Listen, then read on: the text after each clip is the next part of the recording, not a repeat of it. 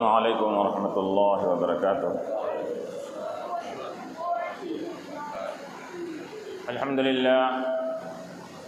للہ رب العالمین، والصلاة والسلام علی من کان نبیا وآدم بین الماء والطین، وعلی آلہ الطیبین الطاہرین، وصحابتہ الاکرمین الافضلین، ومن تبعهم ووالاهم بإحسان إلى يوم الدين، أما بعد، فقد قال الله تبارك وتعالى في القرآن المجيد والفرقان الحميد: أعوذ بالله من الشيطان الرجيم، بسم الله الرحمن الرحيم، سبحان الذي أسرى بعبده ليلا من المسجد الحرام إلى المسجد الأقصى الذي باركنا حوله لنريه من آياتنا إنه هو السميع البصير۔ صدق الله العلي العظيم۔ وقال تعالى في مقام آخر في شأن حبيبه الكريم: إن الله وملائكته يصلون على النبي يا أيها الذين آمنوا صلوا عليه وسلموا تسليما۔ اللهم صل على سيدنا محمد وسلم۔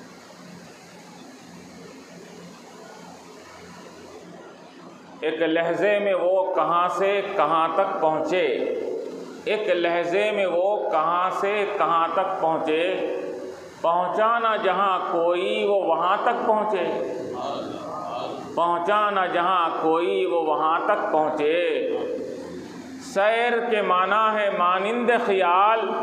سیر کے معنی ہے مانند خیال، نکلے جو مکان سے تو لامکاں پہنچے، نکلے جو مکان سے تو لامکاں پہنچے۔ بلغ العلا بکمالہ، کشف الدجا بجمالہ، حسنت جمیع خصالہ، صلو علیہ وآلہ۔ شاعر کہہ رہے ہیں کہ بلغ العلا بکمالہ، حضور پاک علیہ الصلوۃ والسلام بلندیوں تک پہنچے اپنے کمالات کی وجہ سے۔ 1,24,000 کم و بیش انبیاء علیہ الصلوۃ والسلام گزرے ہیں، ان کے اندر بھی اپنے کمالات موجود تھے، لیکن اس کے باوجود وہ اس مقام تک نہیں پہنچ سکے جس مقام تک یہ نبی مکرم علیہ الصلوۃ والسلام پہنچے ہیں۔ تو شاعر کہہ رہے ہیں بلغ العلا، کہ بلندیوں تک پہنچے حضور صلی اللہ علیہ وسلم کی ذات، وہ اپنے خصوصی کمالات کی وجہ سے۔ لے جانے والا جب لے جانے میں کامل تھا تو جانے والا جانے میں کامل تھا، لے جانے والا پاک اور بے عیب تھا تو جانے والا بھی عیوب و نقائص سے پاک تھا۔ جانے والا معبودیت میں، الوہیت میں ایکتا اور منفرد ہے تو جانے والا مخلوقیت میں، عبدیت میں ایکتا اور منفرد ہے۔ تو بلغ العلا بکمالہ، کیونکہ بلندیوں تک پہنچنے کے لیے ایسے مقام تک جہاں کوئی نہیں پہنچ سکا، بلکہ یہاں تک کہا گیا کہ آج کی رات حضور پاک علیہ الصلوۃ والسلام اس مقام تک پہنچے جہاں ہمارا خیال بھی نہیں جا سکتا۔ خیال کی قوت اور طاقت بڑی ہوئی ہے، لیکن اس کے باوجود انسان کا خیال جہاں تک نہیں پہنچ سکتا، حضور پاک علیہ الصلوۃ والسلام وہاں تک پہنچے ہیں۔ تو بلغ العلا بکمالہ، تو یہ کمالات حضور کے پاس اس بلندی تک پہنچنے کے کمالات کامل درجے کے تھے، تو اللہ تعالیٰ نے اپنی قدرت کاملہ سے اس کمال شخصیت اور کمالات رکھنے والی شخصیت کو بلندیوں تک پہنچا دیا۔ کشف الدجا بجمالہ، آگے شاعر کہتے ہیں کہ کشف الدجا بجمالہ، کہ جیسا جیسا حضور پاک علیہ الصلوۃ والسلام سفر معراج کے لیے آگے بڑھتے گئے تو آپ یہاں سے نکلتے ہیں اور مسجد حرام سے مسجد اقصیٰ، پھر اس کے بعد مسجد اقصیٰ سے لے کر اب سفر ہو رہا ہے آسمان دنیا کی طرف۔ تو آسمان دنیا کی طرف جانے کے لیے راستے میں کئی ایک منازل طے کرنا پڑتا ہے، اور وہاں پر ہوا کا کرہ ختم ہونے کے بعد خلا کا کرہ آتا ہے جہاں ہوا وغیرہ نہیں رہتی، اس کے بعد پھر زمہریر کا کرہ آتا ہے، پھر اس کے بعد نار اور حریت کا یعنی گرمی کا کرہ آتا ہے۔ یہ برودت اور حرارت کے یہ سب کروں سے گزر کر اور ہر مقام پر یہ تاریکی تاریکی، اندھیرا اندھیرا، یہ خلائی سفر میں جانا ہے، یہ سیاروں کے آگے بڑھنا ہے۔ اور جیسا کہ اوپر سفر کرنے والے جانتے ہیں، اوپر چلے جانے کے بعد فضا میں بالکل کالائی اور اندھیرا ہی اندھیرا ہوتا ہے۔ تو شاعر کہہ رہے ہیں کہ حضور جیسا جیسا آگے بڑھتے گئے، کشفت دجا بجمالہ، حضور کا جمال یہ بے مثال ایسا جمال تھا آپ کا، جیسا جیسا آگے جاتے گئے اندھیرے چھٹتے گئے، اجالے اور روشنی ہوتی گئی۔ کشفت دجا بجمالہ، کہ حضور پاک علیہ الصلوۃ والسلام اپنے جمال کی وجہ سے، اپنے خوبصورتی کی وجہ سے، اپنے حسن اور اپنی روشنی کی وجہ سے آپ آگے بڑھتے گئے، اور وہاں کی تاریکی ختم ہوتے ہوئے روشنی پیدا ہوتی گئی، اور آپ آگے بڑھتے گئے۔ کیوں نہ ہو کہ روایتوں میں کیا آتا ہے کہ اللہ کے نبی علیہ الصلوۃ والسلام کے صحابہ فرماتے ہیں، کیا فرماتے ہیں کہ کأن الشمس تجری فی وجہہ، سورج نکلتا ہے تو صحابہ کا عقیدہ ہے، بیان کرتے ہیں ایسا محسوس ہوتا تھا کہ حضور کے مکھڑے سے ہوتا ہوا سورج اپنی روشنی نکال رہا ہے۔ تو جس سورج کو روشنی جس ذات مکرم کے مکھڑے سے اور چہرے سے ملی ہو، اس ذات کو کسی اور سورج کی روشنی کی کیا ضرورت ہے؟ اور پھر یہ تو سورج کا معاملہ تھا، اور چاند کا معاملہ کیا ہے؟ چاند کا معاملہ یہ حضرت حسان ابن ثابت رضی اللہ عنہ فرماتے ہیں، من وجہک المنیر لقد نور القمر، یہ بھی صحابی کا عقیدہ، وہ بھی صحابی کا عقیدہ تھا کہ سورج بھی حضور کے بلائیں لیتا ہوا نکلتا ہے تو روشنی پھیلاتا ہے۔ اب یہاں حسان ابن ثابت رضی اللہ عنہ فرماتے ہیں کہ میرے آقا صلی اللہ علیہ وسلم کا وہ معاملہ ہے کہ کیا فرماتے ہیں، من وجہک المنیر،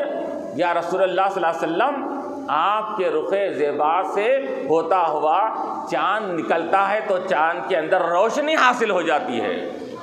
من وجہک المنیر، آپ کے روشن چہرے کی وجہ سے چاند کو روشنی اور نور ملا ہے، تو چاند کی روشنی بھی حضور کی وجہ سے، سورج کی روشنی بھی حضور کی وجہ سے، تو اب حضور کو کسی روشنی کی کیا ضرورت ہے؟ حضور تو روشن کرنے آئے ہیں، کسی کی روشنی لینے نہیں آئے ہیں۔ تو شاعر کہہ رہا ہے کشفت دجا بجمالہ، کہ آپ تاریکیوں کو چھاڑتے ہوئے اپنے جمال مکھڑے سے آگے بڑھتے گئے، اور روشنی آگے بڑھتے گئی، اور منازل آپ طے کرتے گئے۔ حسنت جمیع خصالہ، ارے ایک کمال کی بات کریں، دو کمال کی بات کریں، ایک خصلت کی بات کریں، دو خصلت کی بات کریں، شاعر کہتا ہے حسنت جمیع خصالہ، آپ کے مکمل عادات اور خصلتیں یہ پورے ایک سے بڑھ کر ایک حسین ہے۔ حسنت جمیع خصالہ صلو علیہ وآلہ۔ تو اب ہم کیا کر سکتے ہیں؟ شاعر کہہ رہا ہے تم ان کے رخ زیبا کا ہو، ان کی ایک انگلی کی حسن اور اس کی رعنائی کا تم بیان نہیں کر سکتے، وہ چہرے کے اور اس مکھڑے کی تم جمال اور ان کی خوبصورتی کا تم کیسا تم اس کے اندر شمار کر سکتے ہو، بیان کر سکتے ہو؟ شاعر کہہ رہا ہے صلو علیہ وآلہ، ان کی بارگاہ میں یہ درود و سلام کا نذرانہ پیش کر دو، بس یہی تمہارے لیے کافی ہے۔ صلو علیہ وآلہ۔ تو آج کی رات کے تعلق سے یہ جیسا کہ اور مختلف شعراء نے اپنے اپنے انداز سے مختلف اشعار کو شعر کے سانچے میں ڈھال کر بیان کیا ہے۔ سر لا مکان سے طلب ہوئی، سوئے منتہا وہ چلے نبی، سر لا مکان، لا مکان سے، سر کے معنی سے، سر لا مکان سے طلب ہوئی، اللہ تعالیٰ نے لا مکان سے حضور کو طلب فرمایا، حضور کو یاد فرمایا، اپنا دیدار کرانے کے لیے اور حضور پاک علیہ السلام کا دیدار کرنے کے لیے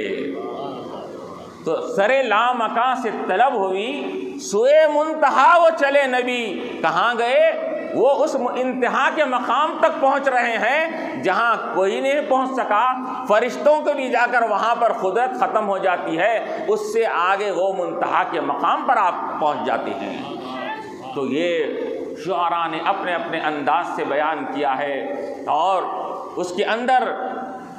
نظم میں بھی حضور کی تعریف کی گئی، نثر میں بھی تعریف کی گئی، شعر و شاعری میں بھی تعریف کی گئی، اور یہ خطابت اور کتابت کے ذریعے بھی تعریف کی گئی، یہ وعظ و نصیحت اور تقریر کے ذریعے بھی تعریف کی جاتی ہے، تحریر کے ذریعے بھی تعریف کی جاتی ہے۔ لیکن علماء نے کہا کہ جتنے بھی تعریف کرنے والے ہیں ان کی تعریف ادھوری ہے، کیونکہ جس کی ہم تعریف کر رہے ہیں وہ ذات کامل ہے اور تعریف کرنے والا ناقص ہے۔ مخلوق اس کامل کی کوئی تعریف کا حق بجا نہیں لا سکتی، وہ اگر تعریف کا حق بجا لانے کا اگر حق ہے تو وہی کامل ذات سبحان ہے، وہی حضور کی کما حق بہ تعریف بجا لا سکتا ہے۔ سبحان الذی اسرا، پاک ہے وہ ذات جو لے گیا، اسرا راتوں رات لے گیا، بعبدہ اپنے بندہ خاص کو لے گیا۔ تو یہاں پر اللہ تبارک و تعالیٰ نے بتلا دیا کہ سبحان سے واقعے کی ابتدا فرما کر کہ لوگوں اس واقعے کو تمہاری عقل میں اگر سما نہیں سک رہا ہے تو یہ نہ دیکھنا یہ کیسا عقل میں سمانے نہ آنے والا واقعہ کیسا وقوع پذیر ہوا۔ تم صرف جانے والے کو مت دیکھو، لے جانے والے کو بھی دیکھو کہ لے جانے والا کس شان کا ہے، سبحان اس کی شان ہے۔ سبحان الذی اسرا بعبدہ، پاک ہے وہ ذات جو اسرا، اب علماء فرماتے ہیں اسرا کے معنی آتے ہیں رات کے وقت لے جانے کے، کیونکہ یہ سفر رات کا بھی تھا، اور دوسرے معنی آتے ہیں علماء فرماتے ہیں کہ یہ اسرا بنا ہے سیر سے بنا ہے۔ پاک ہے وہ ذات جس نے اپنے بندہ خاص کو سیر و تفریح کرائی۔ اسرا بمانے سیر کے آتے ہیں، اور یہاں پر علماء فرماتے ہیں مفسرین لکھتے ہیں ایک ہوتا ہے سفر اور ایک ہوتا ہے سیر و تفریح، اور دونوں میں فرق ہے۔ سفر کے لیے کوئی انسان اپنی جگہ سے نکلتا ہے تو اس کا مطمع نظر اور اس کا مقصد صرف یہ ہوتا ہے کہ میں اپنے منزل مقصود پر پہنچ جاؤں، جتنا جلدی ہو سکے اپنے مقام پر پہنچوں، راستوں کے نظارے، مناظر، سینریز وغیرہ کی طرف توجہ نہیں دیتا انہیں، تو اسی کو سفر تیزی کے ساتھ طے کیا جاتا ہے۔ تو سفر تیزی کے ساتھ ہوتا ہے تو اس کو سفر کہتے ہیں، اور سیر و تفریح کسے کہتے ہیں؟ سیر و تفریح اس کو کہتے ہیں کہ ہر مقام پر رکتے ہوئے، ہر منظر کو دیکھتے ہوئے، ہر مناظر کا مشاہدہ کرتے ہوئے، ہر سین اور سینریز کو دیکھتے ہوئے اطمینان کے ساتھ جو سفر کیا جاتا ہے اس کو سیر و تفریح کہا جاتا ہے۔ اب یہاں پر غور کیجئے، اللہ تعالیٰ فرما رہا ہے ہزاروں میل کا سفر، کہاں جانا ہے؟ صرف مسجد اقصی، حرام سے مسجد اقصی تک کا سفر ہی نہیں ہے، مسجد اقصی سے پھر آسمان دنیا کی طرف جانا ہے۔ آسمان دنیا کو جانے کے لیے روئے زمین سے 500 برس کی مسافت ہوتی ہے۔ 500 برس اگر کوئی معمولی ایک اوسط درجے کی سواری پر بیٹھ کر اگر سواری کرے گا تو انہیں آسمان تک پہنچنے کے لیے 500 برس کا فاصلہ لگے گا اس کے لیے۔ اور پھر علماء نے کہا پہلے آسمان سے دوسرے آسمان تک پھر 500 برس کا فاصلہ، دوسرے سے تیسرے پر 500 برس کا، تیسرے سے چوتھے پر 500 برس کا، چوتھے سے پانچویں، پانچویں سے چھٹے سے ساتویں تک 500 برس کی مسافت طے کرتے ہوئے آگے جانا پڑتا ہے، تب کہیں جا کر 7ویں آسمان پر کوئی پہنچ سکتے ہیں۔ اب اندازہ کیجئے، اب 500 کو لالی یہاں پر ہزاروں برس کی مسافت ہو جائے گی یہاں پر۔ تو ہزاروں برس کی مسافت اور ہزاروں برس کا سفر کرنے کا راستہ، اس کو اللہ تعالیٰ فرما رہا ہے کہ ہمارے حبیب یہ ہزاروں برس کی مسافت والا راستے کو تیزی کے ساتھ نہیں، سیر و تفریح کرتے ہوئے گئے۔ اور وہ بھی کس طرح؟ اب یہاں پر علماء نے فرمایا کہ حضور کے سفر معراج کا جو فاصلہ اور اس کی کمیت تھی کہ یعنی کتنی دیر میں یہ سفر طے ہوا، کتنی مدت میں یہ سفر طے ہوا، تو روایتوں میں آتا ہے کہ اتنا بڑا طویل سفر مشاہدے کرتے ہوئے، مناظر دیکھتے ہوئے، جنت کی سیر، دوزخ کا مشاہدہ، سدرۃ المنتہا، پھر آسمان دنیا کے اوپر، ساتوں آسمان کے اوپر یہ عرش الہی، پھر اس کے بعد لامکاں، یہ سب کے لیے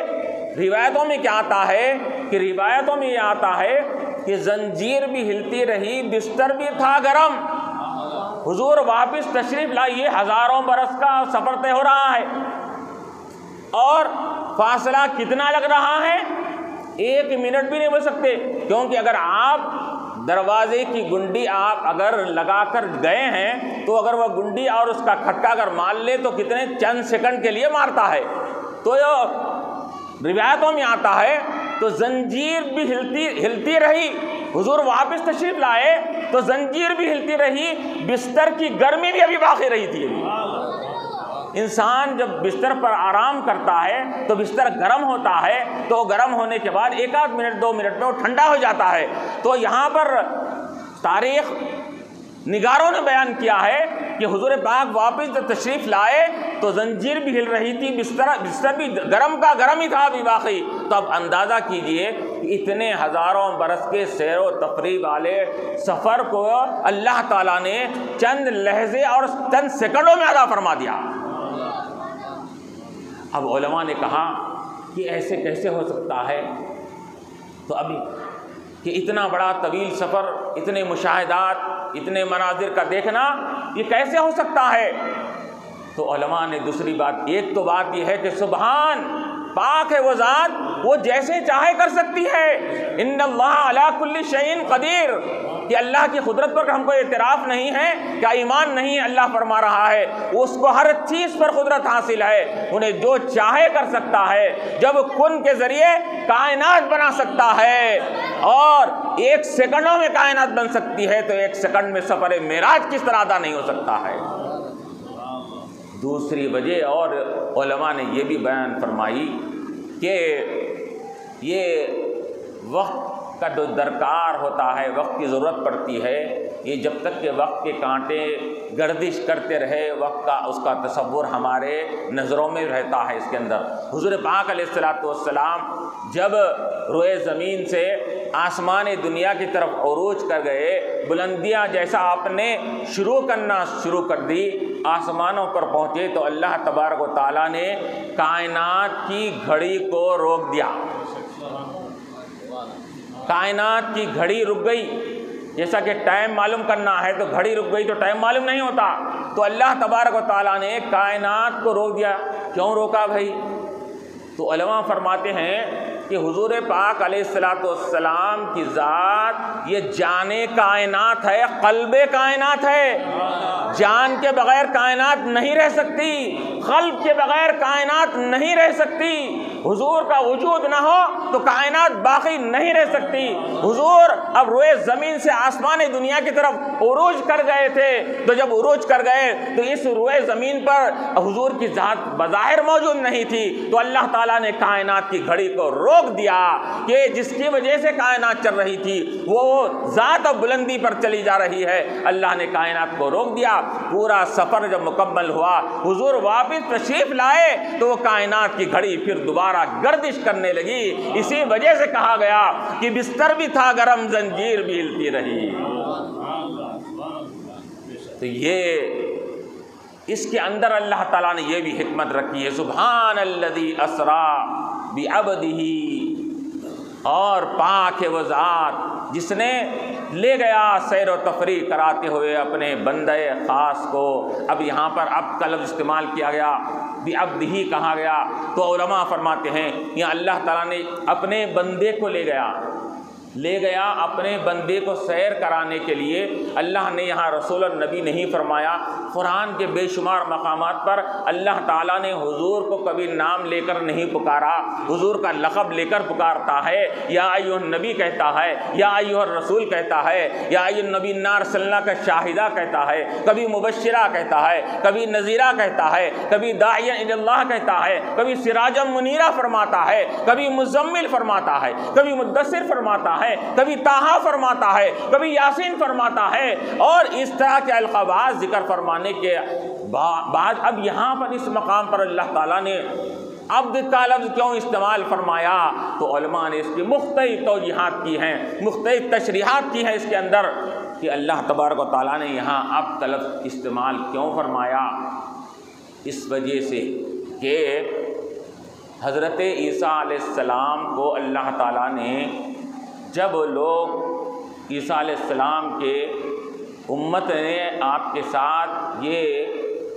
منصوبہ بنایا آپ کو پھانسی پہ لٹکانے کا، پھانسی پہ چڑھانے کا آپ منصوبہ بنایا، تو اللہ تعالیٰ نے عیسیٰ علیہ السلام کو پھانسی پہ لگانے سے پہلے اللہ نے آسمان دنیا کی طرف ان کو بلند فرما لیا۔ وَرَفَعْنَاهُ مَكَانًا عَلِيًّا، قرآن میں اللہ ذکر فرمایا کہ ہم نے عیسیٰ کو اوپر بلندی کی طرف ہم نے ان کو اٹھا لیا۔ تو اللہ تعالیٰ نے آسمان دنیا پر عیسیٰ علیہ السلام کو اٹھا لیا۔ اب علماء فرماتے ہیں حدیث کے مطابق یہ بات ثابت ہے، مسلم ہے کہ عیسیٰ علیہ السلام آج بھی آسمان دنیا پر زندہ ہیں۔ کیوں؟ آپ کی ابھی دنیاوی حیات مکمل نہیں ہوئی تھی، اللہ نے آپ کو درمیان میں سے اٹھا لیا۔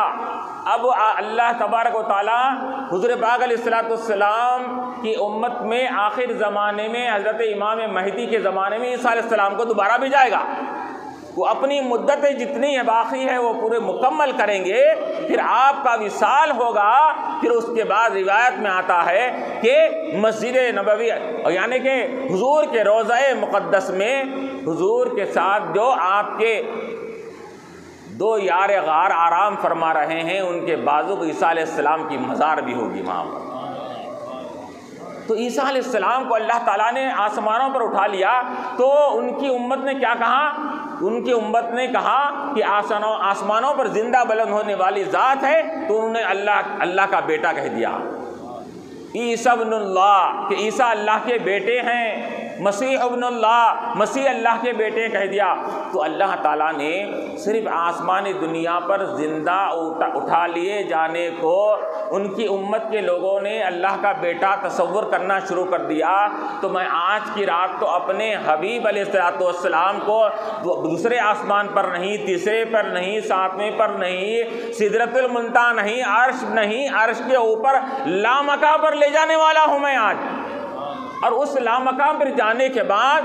کسی کے دل میں یہ خدشہ پیدا ہوگا آسمان دنیا پر زندہ اٹھایا جانے والا جب بیٹا ہو سکتا ہے تو نعوذ باللہ محمد صلی اللہ علیہ وسلم بھی اللہ کے بیٹے یا کوئی آپ کے ساجی اور شریک ہوں گے، یہ خیال آ سکتا تھا۔ تو اللہ تبارک و تعالیٰ نے اس خیال کو رد کرنے کے لیے فرمایا کہ میرا حبیب لامکان میں رہنے کے باوجود بھی وہ عبد ہے، تم ان کو عبدیت سے خارج مت کرو، وہ میرا البتہ عبد ہے لیکن وہ عام عبد کی طرح نہیں، بعبدہ فرما کر اللہ تعالیٰ نے بیان فرما دیا میرا بندہ، اپنا بندہ کہہ دیا۔ پاک ہے وہ ذات جس نے اپنے بندے کو لے گیا۔ تو ایک بندہ ہونا ہے، ایک اس کا بندہ ہونا ہے، ایک اپنا بندہ کہنا ہے، ایک معبود کا بندے کو میرے بندے کہنا ہے۔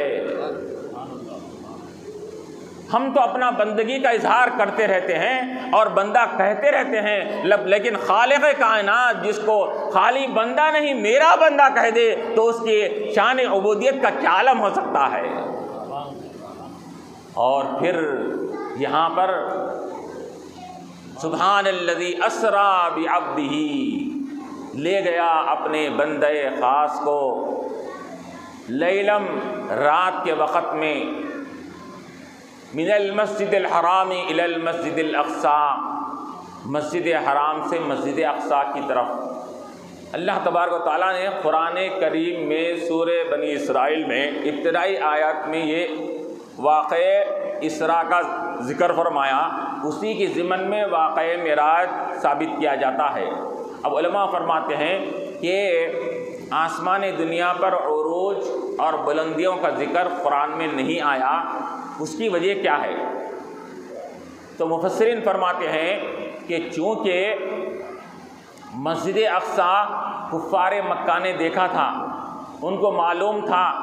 کتنی مسافت کا راستہ ہے اور کتنی دیر میں طے ہوتا ہے، اور مسجد اقصی کے اندر محل وقوع کس طرح واقع ہے، اس کے اندر اس کا نقشہ کیسا ہے، اس کی عمارت کیسی ہے، یہ سب جانتے تھے۔ تو اللہ تبارک و تعالیٰ نے چونکہ اگر آسمان دنیا کا اگر اللہ ذکر فرماتا تو کفار مکہ کا کسی بھی انسان کے بس کی بات نہیں آسمان دنیا کا نظارہ کر سکے، تو آپ جا کر وہاں پر آئے ہیں تو اس کا دیکھنے والا تو کوئی بھی نہیں، اس کے اندر انکار پر انکاری رہتا، کوئی ماننے کے لیے تیار نہیں ہوتا۔ اب یہاں اگر انکار کیا جاتا مسجد اقصی کا تو اللہ کے نبی علیہ الصلوۃ والسلام وہاں کا محل وقوع ظاہر کر کے کہ میں نے اتنے مسافت کا راستہ طے کیا اور وہاں پر جا کر میں نے دیکھا کہ اس کے اندر یہ چیزیں لگی ہوئی ہیں، اتنے اس کے اندر پلرس لگے ہوئے ہیں، اتنے ٹیوبلیٹس ہیں، اس کے اندر اتنے خمخمے اور گولے لگے ہوئے ہیں۔ اگر یہ بات کا یہ تصدیق اگر کر دیں گے تو کفار مکہ کو اس بات کو ماننے کے لیے آسانی ہو جائے گی۔ تو اس وجہ سے اللہ تعالیٰ نے کس کا ذکر فرمایا؟ مسجد حرام سے مسجد اقصی کا ذکر فرمایا، اور یہ بات جب ثابت ہو جائے گی تو پھر ایمان والے کے لیے اوپر کی بات کا ماننا بھی آسان ہو جائے گا۔ جب کفار ہو کر یہاں سے وہاں تک کے سفر کو مان سکتے ہیں، ایمان والا بلندیوں کے سفر کو بھی مان جائے گا۔ تو اللہ تعالیٰ اسی کا ذکر فرمایا، سو اسرا بعبدہ لیلا من المسجد الحرامی، رات کے ایک حصے میں لے گیا۔ اور رات بھی کون سی رات ہے؟ 27ویں شب کی، رجب کی 27ویں شب۔ اب اس کے اندر اختلاف آیا ہے، لیکن روح البیان اور مختلف تفاسیر کی کتابوں میں یہ تاریخ درج ہے۔ لوگ کہتے ہیں کہ آپ میراج کا واقعہ مناتے ہیں اور اس کا یاد کا تذکرہ کرتے ہیں، لیکن اس کی تاریخی معلوم نہیں ہے۔ تو روح البیان ایک تفسیر کی ایک بڑی معتبر کتاب ہے، اس کے اندر آج کی تاریخ کا حوالہ لے دیا گیا ہے کہ معراج کب ہوئی؟ 27ویں رجب کی رات میں معراج ہوئی۔ تو وہ ما ثبت بالسنہ ہے، اور روح البیان وغیرہ میں اس بات کا ذکر کیا گیا ہے کہ 27ویں شب کیسے رہتی ہے۔ آپ کو معلوم ہے 27ویں شب میں نہ چاند ہوتا ہے نہ چاند کی روشنی ہوتی ہے۔ کیوں؟ صرف اب 2 دن باقی رہتے ہیں، 28 29 میں نکلتا ہے، بعض وقت 30 کو نکلتا ہے، تو 2 دن تک وہ چاند چھپ جاتا ہے اور آسمانی دنیا پر گھٹاٹوں پر اندھیرا رہتا ہے۔ یہ بات مسلمہ ہے، سائنس اس بات کو مان چکی ہے کہ یہ 26 سے لے کر 28 29 تک بالکل ڈارکنیس، بالکل اندھیرا ہی اندھیرا رہتا ہے۔ تو اللہ تبارک و تعالیٰ نے ایسی رات کو منتخب فرمایا جس رات کے اندر بظاہر کوئی روشنی نہیں ہے، نہ چاند کی روشنی، نہ چاندنی کی، نہ تاروں کی روشنی اس کے اندر پائی جاتی ہے۔ تو اللہ تعالیٰ نے 27ویں شب کو اللہ تعالیٰ نے منتخب فرمایا، کیوں؟ یہی بتلانے کے لیے کہ روشنی کی ضرورت اس کو ہوتی ہے جو روشنی کا محتاج ہوتا ہے، جو روشنی بانٹنے والا ہے اس کو روشنی کی کیا ضرورت ہے؟ یہ تو روشنی بانٹنے والے ہیں، ان کو روشنی کی ضرورت نہیں۔ اس وجہ سے 27ویں شب کو اللہ تعالیٰ نے منتخب فرمایا۔ اور پھر یہ بھی کہا گیا کہ حضرت موسیٰ علیہ السلام نے بھی اللہ تبارک و تعالیٰ سے خواہش کیا تھا، درخواست کیا تھا، ربی ارینی، کہ اے میرے رب مجھے اپنا جلوہ دکھا۔ تو جواب کیا آتا ہے؟ لن ترانی، کہ تم مجھے نہیں دیکھ سکتے۔ اب یہاں پر علماء فرماتے ہیں کہ اللہ تعالیٰ نے قرآن میں کیا فرمایا؟ لن ترانی، ہرگز تم مجھے نہیں دیکھ سکتے۔ یہاں پر دیکھنے کی نفی موسیٰ علیہ السلام سے کی جا رہی ہے، مطلق نہیں کی جا رہی ہے۔ مطلق نفی ہوتی تو اللہ یہ فرماتا اے موسیٰ مجھے دیکھا نہیں جا سکتا، میں وہ ذات ہوں، میں وہ شان والی ذات ہوں، دنیاوی آنکھ سے مجھے کوئی نہیں دیکھ سکتا۔ جنت میں جانے کے بعد میں وہ آنکھ ایسی تاب والی دوں گا جنتیوں کو، وہ آنکھ سے میرا مشاہدہ دیدار جب کر سکیں گے۔ تو اللہ تعالیٰ نے یہاں پر موسیٰ علیہ السلام کو یہ فرمایا کہ مجھے دیکھا جا نہیں سکتا نہیں کہا، تم مجھے نہیں دیکھ سکتے، تو اس کا مطلب یہ ہے کوئی ہے اس کائنات میں جو دیکھ سکتا ہے، کوئی اس کائنات میں ایسی ذات بھی ہے جو اللہ تبارک و تعالیٰ کا دیدار دنیاوی نگاہ سے کر سکتی ہے۔ اسی وجہ سے اللہ نے فرمایا تم نہیں دیکھ سکتے، لن ترانی، لیکن بعد میں کیا ہوا، وَلَٰكِنِ انظُرْ إِلَى الْجَبَلِ، اے موسیٰ تم پہاڑ کی طرف دیکھو، کوہ طور کی طرف دیکھو، طور پہاڑ کی طرف دیکھو، فَإِنِ اسْتَقَرَّ مَكَانَهُ فَسَوْفَ تَرَانِي، ہم اپنی تجلی ایک اس پر ظاہر کریں گے، اگر وہ تجلی پڑنے کے بعد پہاڑ اپنے مقام پر ٹھہرا رہا تو پھر تم ہمارا دیدار کر سکو گے، اگر وہ ٹھہر نہیں سکا تو تم ہمارا دیدار نہیں کر سکتے۔ پھر چنانچہ فَلَمَّا تَجَلَّىٰ رَبُّهُ لِلْجَبَلِ، اللہ تعالیٰ نے اپنی ایک تجلی، دیدار دور کی بات ہے، اللہ تبارک و تعالیٰ نے اپنے جمال کا، اپنے کمال کا، اپنی ذات کی تجلی، صفت کی تجلی کا ایک پرتوش، شعاع، ریز اللہ تعالیٰ نے یہ صرف کس کے اوپر، طور پہاڑ کے اوپر ڈالا۔ فلما تجلی ربہ للجبل جعلہ دکا وخر موسیٰ صعقا، جیسا وہ تجلی پڑنا تھا کوہ طور کے اوپر، وہ کوہ طور پہاڑ ریزہ ریزہ ہو گیا، موسیٰ علیہ السلام وہ ایک تجلی کی تاب نہ لا کر بے ہوش ہو کر گر پڑے۔ تو علماء فرماتے ہیں مفسرین کہ یہاں پر صرف کیا ہوا، وہ بھی ڈائریکٹ تجلی نہیں پڑی، ڈائریکٹ تجلی طور پر پڑتی ہے، طور کی تجلی کا عکس ریز موسیٰ علیہ السلام کی آنکھوں پر آتا ہے، اور ڈائریکٹ وہ تجلی کی آواز ڈائریکٹ آپ کے اوپر نہیں آتی کانوں پر، بلکہ وہ تجلی پہاڑ پر پڑتی، پہاڑ کی آواز نکل کر ان کے کانوں سے ٹکراتی ہے، تو وہ کانوں کی آواز بھی اس ذریعے اور واسطے سے آ رہی ہے، اور تجلی کا دیدار بھی ذریعے سے ہو رہا ہے۔ تجلی کا فی نفس ہی بالراست دیدار نہیں ہو رہا ہے، تجلی کا بھی دیدار بالواسطہ ہو رہا ہے، آواز بھی بالواسطے سن رہے ہیں موسیٰ علیہ السلام، لیکن اس کے باوجود اللہ کی یہ تجلی، صفت کی تجلی کا پرتو ریز پڑا آنکھوں میں، آنکھوں کی بصارت کا کیا عالم تھا، کانوں میں پڑا تو کانوں کی سماعت کا کیا عالم تھا۔ روایتوں میں مفسرین فرماتے ہیں موسیٰ علیہ السلام جب ہوش میں آ گئے، آپ کی آنکھوں کی بصارت اور بینائی کا یہ عالم تھا کہ آپ کئی میل کے فاصلے سے سخت کالی رات میں کالے پہاڑ پر چلتی ہوئی کالی چونٹی کو دیکھ بھی سکتے تھے، وہ چلتی ہوئی جو آواز نکال رہی ہے اپنے کانوں سے سن بھی سکتے تھے۔ غور فرمائیے، ایک تجلی کا پرتوں کا شعاع پڑی تو آنکھوں کی بصارت کا یہ عالم ہو گیا، وہ کئی میل، 300 میل، 100 میل، 200 میل کے فاصلے پر ایک کالا پہاڑ ہے، اور رات اندھیری ہے،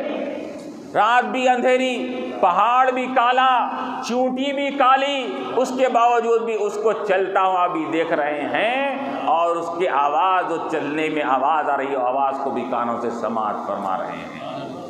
تو یہ تو جو صفت کا پرتو آنکھوں میں ملا تو آنکھوں کی وہ بصارت ہو گئی، سماعت کو ملا تو سماعت کا وہ عالم ہو گیا۔ جس ذات مقدس نے رب تبارک و تعالیٰ کی ذات کا مشاہدہ کیا ہو، جس ذات مقدس نبی کریم علیہ السلام نے اللہ تعالیٰ کا بالراست دیدار کیا ہو، مشاہدہ کیا ہو، اس نگاہ مکرم کی یہ قوت اور طاقت کا کون اندازہ لگا سکتے ہیں؟ اس سماعت کا جس نے اپنے رب تبارک و تعالیٰ کے آواز کو اپنے کانوں سے سنا، تو وہ کانوں کی سماعت کا کون اندازہ لگا سکتے ہیں؟ اسی وجہ سے حضور فرماتے ہیں انی ارا ما لا ترون، اے لوگوں اپنے پر قیاس مت کرو مجھے، میں وہ دیکھتا دیکھتا ہوں جو تم نہیں دیکھ سکتے، وَأَسْمَعُ مَا لَا تَسْمَعُونَ، میں وہ سنتا ہوں جو تم نہیں سن سکتے، میں یہاں بیٹھ کر جنت کی باتیں بھی سن سکتا ہوں، یہاں بیٹھ کر یہاں عرش معلیٰ کی باتیں بھی سن سکتا ہوں، دنیا میں بیٹھ کر میں لوح و قلم کی آواز کو بھی سن سکتا ہوں، یہ لوح محفوظ پر یہ کیا لکھا جا رہا ہے اس کی کھڑکھڑاہٹ کو بھی میرے کان سنتے ہیں۔ تو یہ رب تبارک و تعالیٰ کی ذات کا دیدار کیا تو آپ کی بصارت کا کیا عالم ہوگا۔ چنانچہ حضور کریم علیہ السلام کیا فرماتے ہیں، اب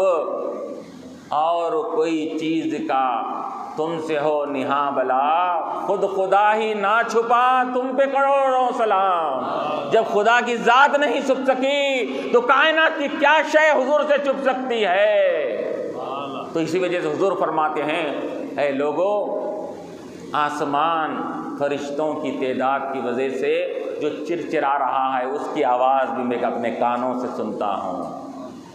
اور پھر حضور نے کیا فرمایا، سماعت کا یہ عالم ہے، بصارت کا یہ عالم ہے کہ حضور فرماتے ہیں کہ انی ارا من خلفی، میں اپنے پیچھے سے بھی اس طرح دیکھتا ہوں جس طرح اپنے سامنے سے دیکھتا ہوں۔ تم صرف سامنے کی چیز دیکھتے ہو، حضور فرما رہے ہیں میں پیچھے کی چیز بھی دیکھتا ہوں۔ اور یہی نہیں، حضور فرماتے ہیں کہ نماز کا معاملہ آیا، نماز ختم ہوئی تو حضور کریم علیہ السلام نے کیا فرمایا صحابہ سے کہ اے صحابہ، کیا سمجھتے ہو تم کہ میں سامنے ادھر رخ کر کے رب کی بارگاہ میں ٹھہرا ہوا ہوں رب کی بارگاہ میں؟ یہ مت سمجھو میں پیچھے سے دیکھتا بھی ہوں، بلکہ میں تمہارے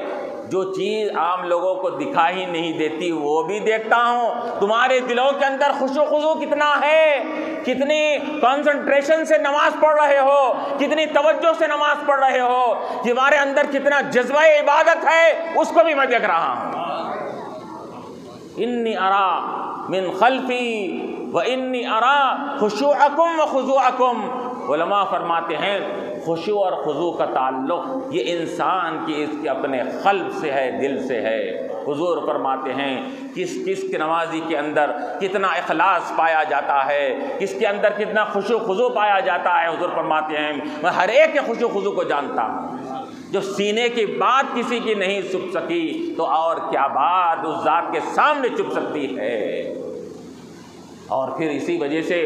تو علماء فرماتے ہیں سبحان الذی اسریٰ بعبدہ لیلا من المسجد الحرام الی المسجد الاقصی الذی بارکنا حولہ۔ اب یہاں پر حضور کے سفر کی بات آ گئی، حضور کے سیر کی بات آ گئی، حضور کی رفتار کی بات جب آ گئی تو یہاں پر علماء نے مثال دینے کے لیے، سمجھانے کے لیے بتلا دیا، اے لوگو، یہ ہزاروں برس کا، یہ ہزاروں میل کا سفر جو اللہ کے نبی علیہ السلام کو اللہ نے یہ لحظوں میں اور سیکنڈوں میں یہ طے کروا دیا، تو تم کو اگر سمجھنا ہے تو تم کو حضرت سلیمان علیہ السلام کے واقعے سے بھی تم اس کو سمجھ سکتے ہو۔ حضرت سلیمان علیہ السلام ایک مرتبہ آپ نے کیا کہا، اپنے ماننے والوں سے، اپنے صحابہ سے فرمایا کہ تم میں سے کون ہے جو بلقیس کے تخت کو یہاں پر لا کر یہاں پر میرے سامنے موجود کر دے، بلقیس کے تخت کو۔ اب بتاتے ہیں، علماء فرماتے ہیں جس مقام پر آپ رہتے تھے اس مقام سے کئی 100 میل کا فاصلہ تھا، کئی مہینے کی مسافت کا سفر طے کر کے آنا پڑتا تھا۔ تو آپ فرماتے ہیں کہ کون ہے وہ اس کہ کون اس بلقیس کے تخت کو میرے پاس لائے گا؟ تو ایک شخص اٹھا اور اٹھ کر اس نے کہا کہ انا آتیک بہ قبل ان تقوم من مقامک، حضور آپ کی اس مجلس ختم ہونے سے پہلے میں اس بلقیس کے تخت کو لا کر حاضر کر دیتا ہوں۔ آپ کی مجلس ختم نہیں ہوگی، ابھی آپ 1 گھنٹہ آدھے گھنٹے کے اندر یا 2 گھنٹے میں آپ مجلس ختم کریں گے نا، اس سے پہلے وہ تخت لا کر رکھ دوں گا میں۔ تو آپ نے کہا کہ اس سے اور تیز اور جلدی کون لا سکتا ہے، اس سے تیز اور کون لا سکتا ہے؟ تو قال الذی عنده علم من الکتاب، جس کے پاس کتاب کا علم تھا، اس زمانے کی کتاب کا، اللہ کی قرآن اور اللہ کی کتاب کا علم تھا، اس کو علم کتاب کا علم حاصل تھا اس کو، تو اس نے کیا کہا؟ قال الذي عنده علم الكتاب انا آتيك قبل ان تقوم من مقامك واني عليه لقوي امين قال الذي عنده علم الكتاب انا آتيك به قبل ان يرتد اليك طرفك. تو اس نے کہا کہ میں حضور آپ پلک جھپکنے سے پہلے وہ تخت لا کے حاضر کر دیتا ہوں. کون شخص تھا وہ؟ علماء نے نام بھی ذکر کیا. عاصب بن برقیہ نامی سلیمان علیہ السلام کا یہ ایک آپ کا امتی صحابی تھا. تو اس کی قوت و طاقت کا یہ عالم ہے. اس نے کہا کہ آپ ابھی قبل ان یرتد الیک طرفک، قرآن کہہ رہا ہے، قرآن کی بات ہے، یہ واقعہ قصہ حکایت نہیں ہے. قرآن کہہ رہا ہے کہ وہ عاصب بن برقیہ نے کیا کہا کہ قبل ان یرتد الیک طرفک، آپ پلک بھی نہیں جھپکیں گے میں وہ تخت لا کر حاضر کر دوں گا. تو چنانچہ آپ پلک جھپکے نہیں، وہ تخت لا کر سامنے موجود کر دیا اس کے اندر. تو حالانکہ علماء فرماتے ہیں کہ وہ تخت ایک تو مسافت بڑی طویل، دوسرا وہ تخت بھی بلقیس کا تخت، وہ ملکہ رانی تھی، تو وہ سونے چاندی سے جڑاؤ کیا ہوا تخت تھا کہتے، اور وہ اتنا طویل، اتنا مسافت والا، اتنا عریض اور طویل تھا وہ کہ ایک عام آدمی اس کو، کئی لوگ بھی مل کر بھی اٹھا نہیں سکتے اس کے اندر. تو وہ تخت کو یہ ایک پلک جھپکنے کے اندر وہ عاصب بن برقیہ نے لا کر یہاں پر رکھ دیا. اب یہاں پر دیکھیے علماء فرماتے ہیں کہ ایک نبی کے صحابی اور امتی کی طاقت کا یہ عالم ہے کہ وہ ہزاروں برس کے میل والے سفر کو ایک لہجے میں وہ تخت لا کر یہاں پر حوالے کر رہا ہے. ایک نبی کی امتی کی قوت کا یہ عالم ہے. تو اس وہ نبی کہ جب مسجد اقصیٰ میں امام الانبیاء کے پیچھے مقتدی بن کے ٹھہرے ہیں، تو وہ مقتدی بننے والے وہ سلیمان علیہ السلام، ان کے امام کون ہیں؟ حضور نبی کریم علیہ السلام. اب دیکھیے کہ نبی کے امتی عاصب بن برقیہ کی قوت اور طاقت کا اندازہ نہیں لگا سکتے، تو سلیمان علیہ السلام کی قوت اور طاقت کا اندازہ کون لگائیں گے؟ وہ تو نبی ہے. جب سلیمان علیہ السلام کی طاقت کا اندازہ نہیں لگا سکتے، تو بولا جا رہا ہے کہ سلیمان علیہ السلام مسجد اقصیٰ میں جس کی اقتداء میں پیچھے ٹھہر کر نماز پڑھ رہے ہیں، اس امام کی قوت و طاقت کا کیا عالم ہوگا؟ تو یہ اللہ تبارک و تعالیٰ نے آپ کو امام الانبیاء جو بنایا ہے، اور چنانچہ مسجد اقصیٰ حرام سے مسجد اقصیٰ کو جو لے جایا گیا، اس کی من جملہ کئی وجوہات میں سے ایک وجہ یہ بیان کی گئی کہ وجہ کیا تھی وہاں پر؟ وجہ صرف اور کوئی نہیں تھی، نماز پڑھانا مقصد نہیں تھا، عبادت کرانا مقصود نہیں تھا. راستے سے گزر رہے ہیں تو آپ نے کیا دیکھا؟ موسیٰ علیہ السلام قبر میں نماز پڑھ رہے ہیں. وہ خود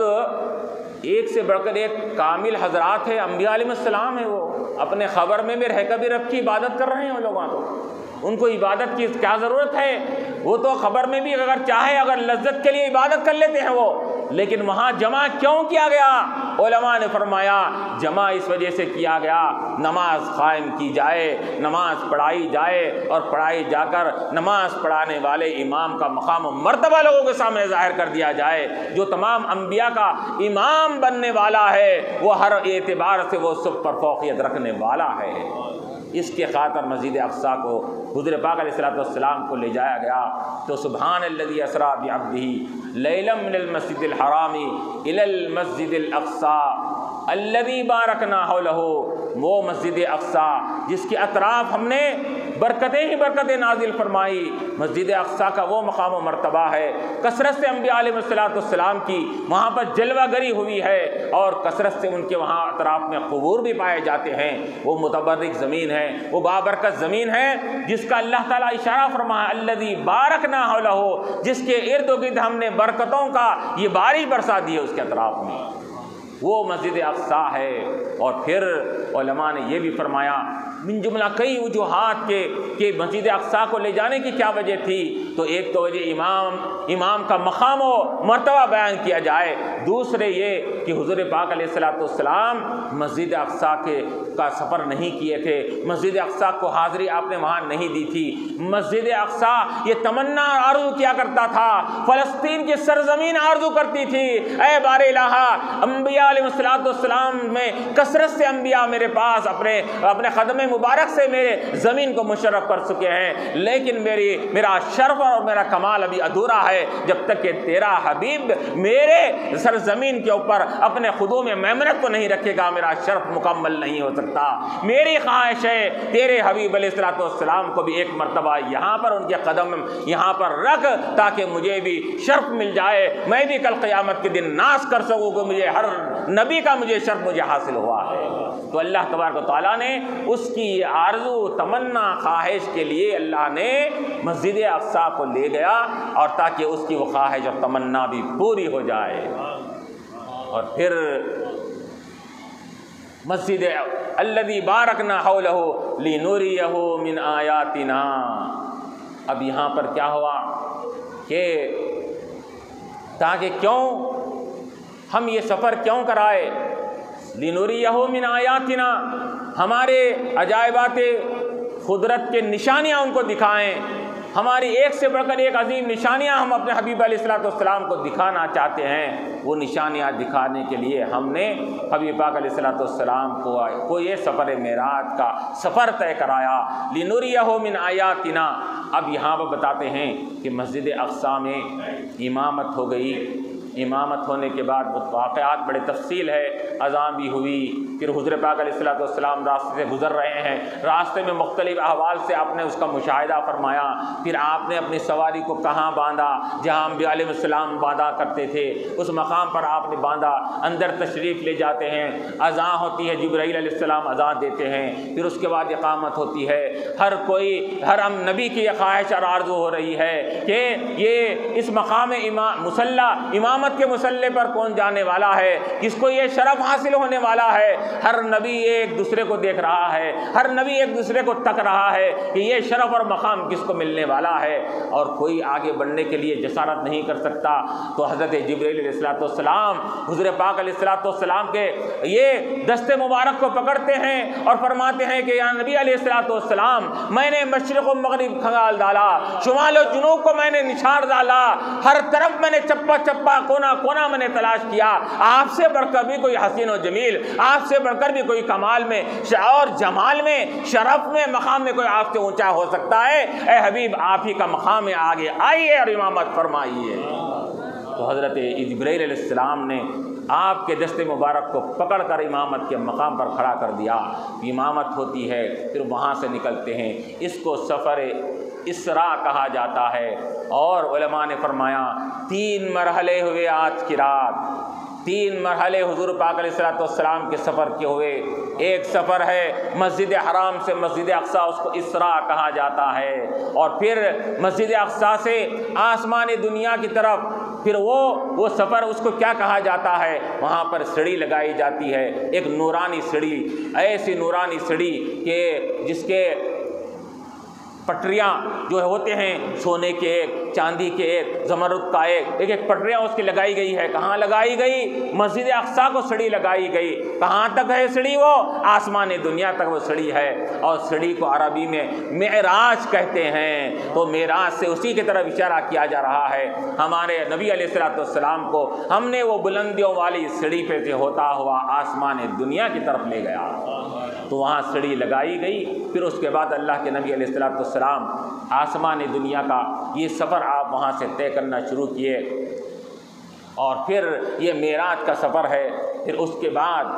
اللہ کے نبی علیہ السلام پہلے آسمان پر، دوسرے آسمان پر، اب وہ طویل واقعات پائے جاتے ہیں احادیث میں، مختلف صحیح احادیث سے ہم کو اشارہ ملتا ہے کہ پہلے آسمان پر کس سے ملاقات ہوئی، دوسرے پہ کس کے ہوئی۔ پہلے پہ حضرت آدم علیہ السلام سے ملاقات ہوتی ہے، دوسرے پہ حضرت عیسیٰ اور یحییٰ علیہ السلام سے ملاقات ہوتی ہے، تیسرے آسمان پر حضرت یوسف علیہ السلام سے، پھر چوتھے آسمان پر حضرت ادریس علیہ السلام، پھر اس کے بعد حضرت ہارون، حضرت موسیٰ، حضرت ابراہیم علیہ السلام ہر ایک سے ملاقات ہوتے ہوئے آپ 7ویں آسمان کے اوپر پہنچ جاتے ہیں، اور پھر رستے میں حضرت موسیٰ علیہ السلام سے بھی جب ملاقات ہوتی ہے، ہر ایک سے وہاں پر تعارف کروایا جاتا ہے، ہر کوئی ویلکم، مرحبا مرحبا کے نعرے لگاتا ہے، اور ہر کوئی خوش آمدید کے نعرے لگا رہا ہے، ہر ایک سے تعارف کروایا جا رہا ہے۔ موسیٰ علیہ السلام دیکھتے ہی رونا شروع کر دیتے ہیں۔ حضرت جبرائیل علیہ السلام پوچھتے ہیں موسیٰ کیوں رو رہے ہو؟ تو موسیٰ علیہ السلام فرماتے ہیں کہ میرے بعد یہ نبی مکرم دنیا میں تشریف لائے،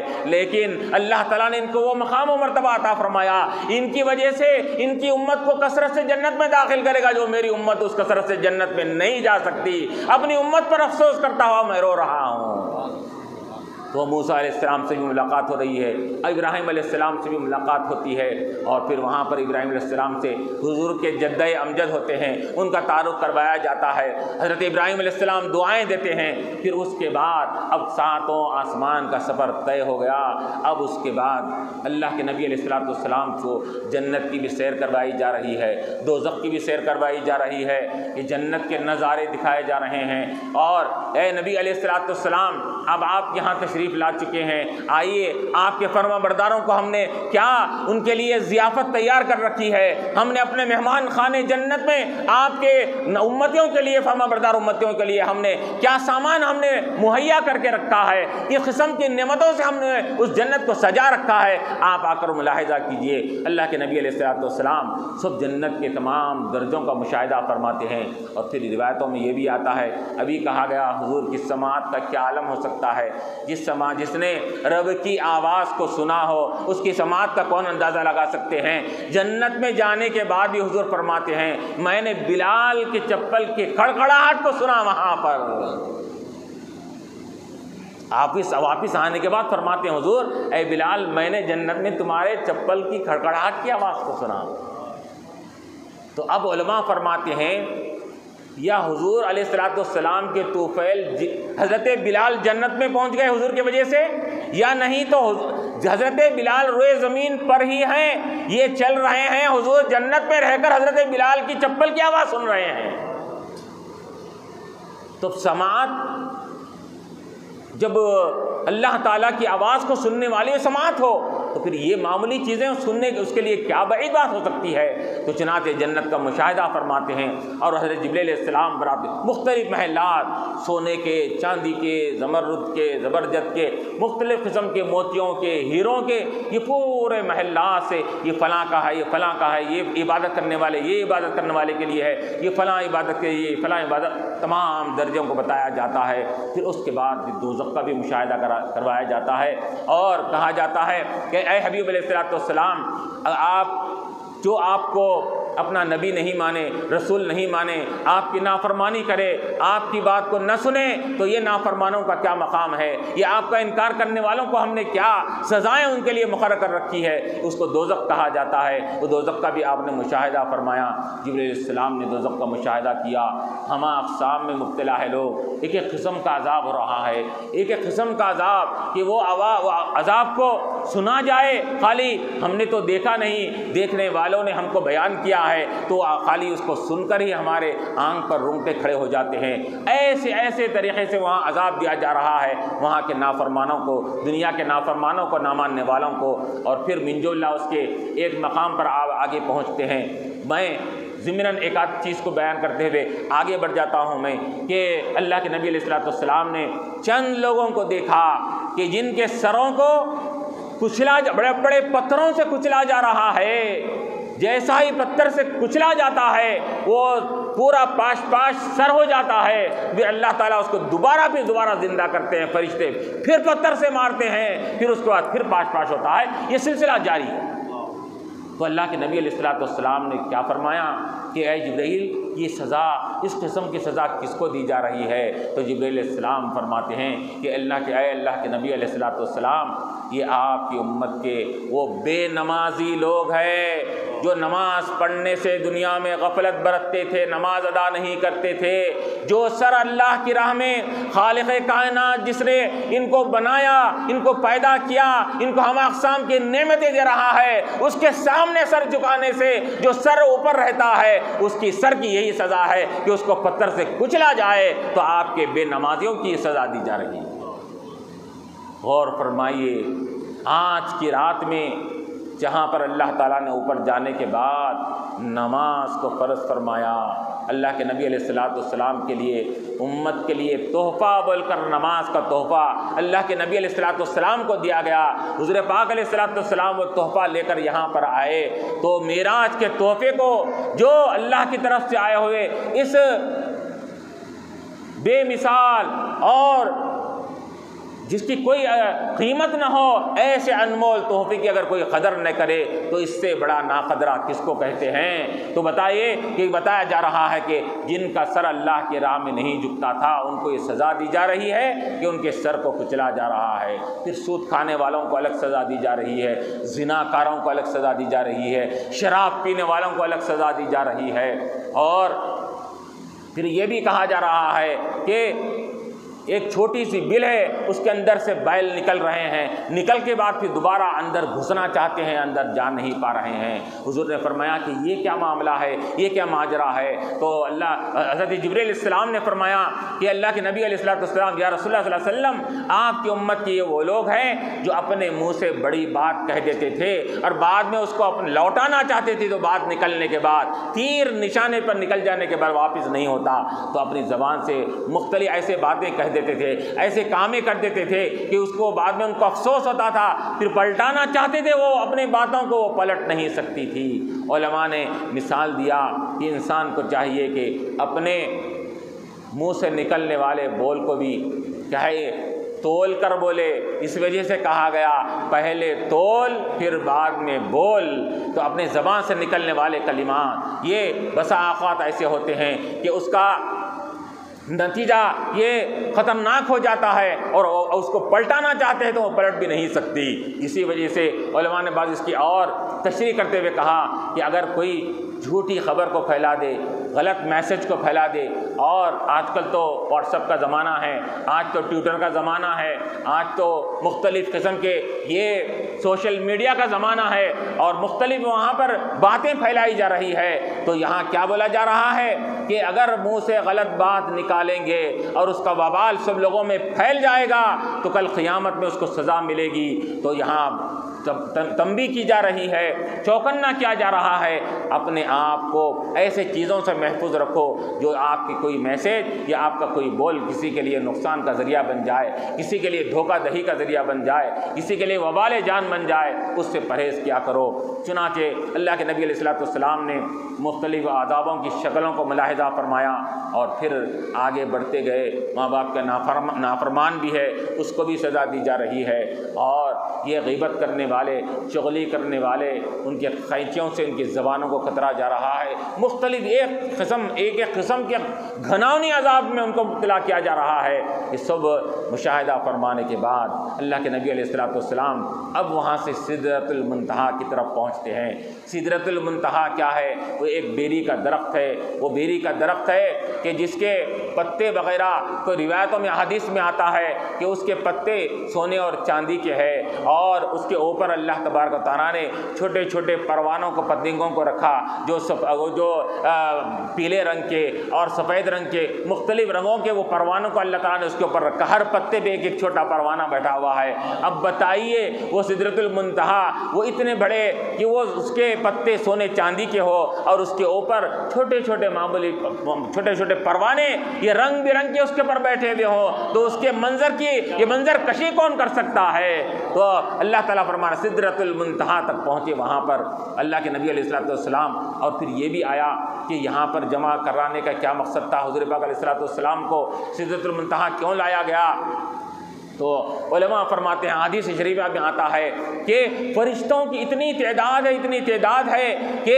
اللہ تبارک و تعالیٰ فرشتوں کو اجازت دیتا ہے تو وہ روئے زمین پر آ کر حضور پاک علیہ السلام کے روضہ اقدس کا طواف کرتے ہیں، اور 70,000 فرشتے ایک مرتبہ طواف کرتے ہیں، دوبارہ ان کو موقع نہیں ملتا۔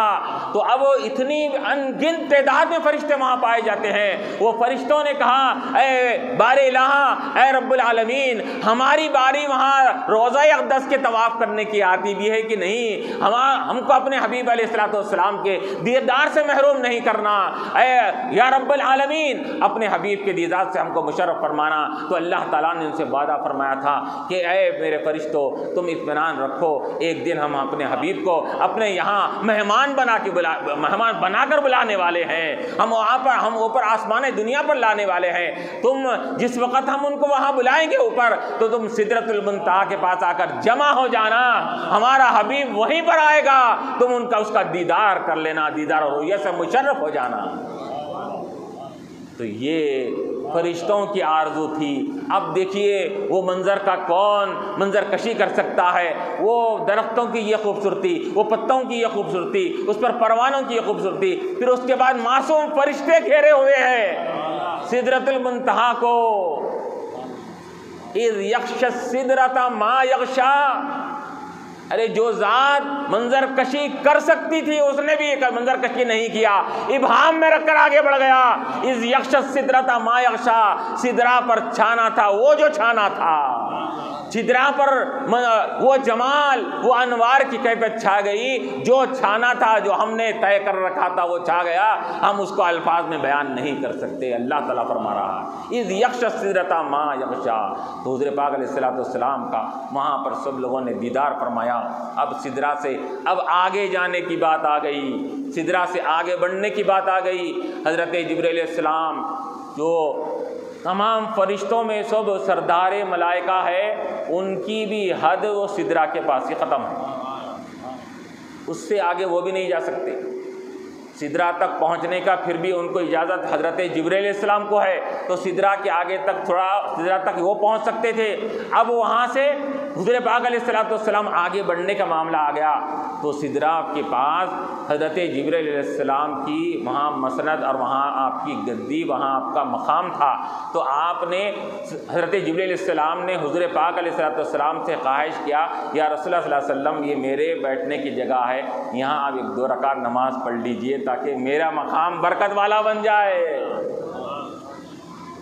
اور پھر روایتوں میں یہ بھی آتا ہے کہ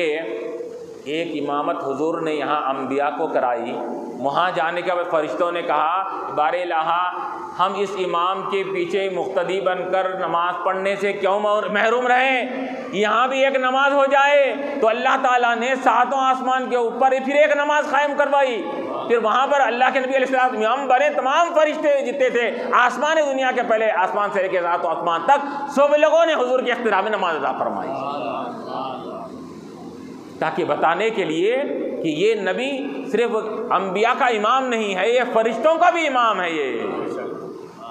جبرائیل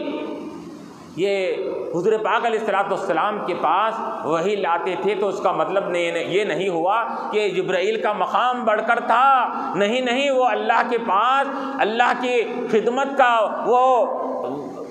خدمت جو اللہ تعالیٰ نے ان کے ذمے دی تھی وہ خدمت کو بجا لا رہے تھے۔ ان کا کام تھا قرآن کو لا کر حضور تک پہنچا دینا، قرآن سکھانے والے وہ نہیں تھے،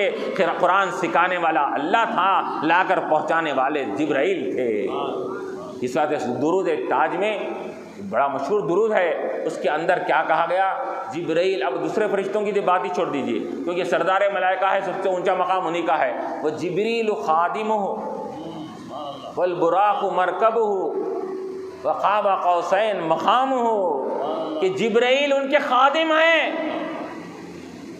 جبرائیل حضور کے خادم ہیں کہا گیا اس کے اندر۔ سردار ملائکہ جس کے خادم ہو تو اس کے مقام و مرتبے کا کیا اندازہ لگا سکتے ہیں۔ تو حضرت جبرائیل علیہ السلام بھی اب خادم ہونے کی ہی تو علامت تھی۔ یہاں پر کوئی بھی اب بلند و بالا مرتبہ رکھنے والا کسی کو اپنے سے کم درجے والے برابر والے سے یہ خواہش نہیں کرتا، انہوں خواہش کر رہے ہیں یا رسول اللہ میرے مقام پر نماز پڑھیے تاکہ آپ پڑھنے سے میرے مقام کو برکت مل جائے۔ اور پھر حضور آگے بڑھنے کا ارادہ فرماتے ہیں تو جبرائیل علیہ السلام وہاں پر رک جاتے ہیں اور کہتے ہیں کہ لو دنوت ان ملۃ لاحترقت، یا رسول اللہ یہاں تک تو آپ کا ساتھ دیا، آپ کے ساتھ رہا، لیکن اب یہاں سے ایک لہجہ بھی آگے بڑھوں گا تو تجلیات رب کی وجہ سے میرے پل پر جل کر خاکستر ہو جائیں گے، میں جل کر راکھ راکھ ہو جاؤں گا اگر میں آگے بڑھوں گا، مجھے وہ تاب نہیں ہے، میرے اندر برداشت نہیں ہو سکتی اس چیز کی، میرا یہ انتہائی مقام ہے۔ سدرۃ المنتہا، منتہا کیوں کہا گیا؟ کہ جہاں پر تمام مخلوق کی حد کی انتہا ہو رہی ہے۔ کون مخلوق؟ دنیا میں تو انسان تو ختم ہو گئے، اوپر چلے جانے کے بعد فرشتے تھے، فرشتوں کی بھی حد وہاں جا کر ختم ہوتی ہے، تو اس کو سدرۃ المنتہا کہا جاتا ہے۔ اب وہاں پر آگے تو انہوں نے کہا کہ میں آگے نہیں بڑھ سکتا، تو حضور پاک علیہ السلام آگے جب بڑھنے لگے تو حضرت جبرائیل علیہ السلام نے ایک درخواست کیا، خواہش کیا کہ یا رسول اللہ صلی اللہ علیہ وسلم،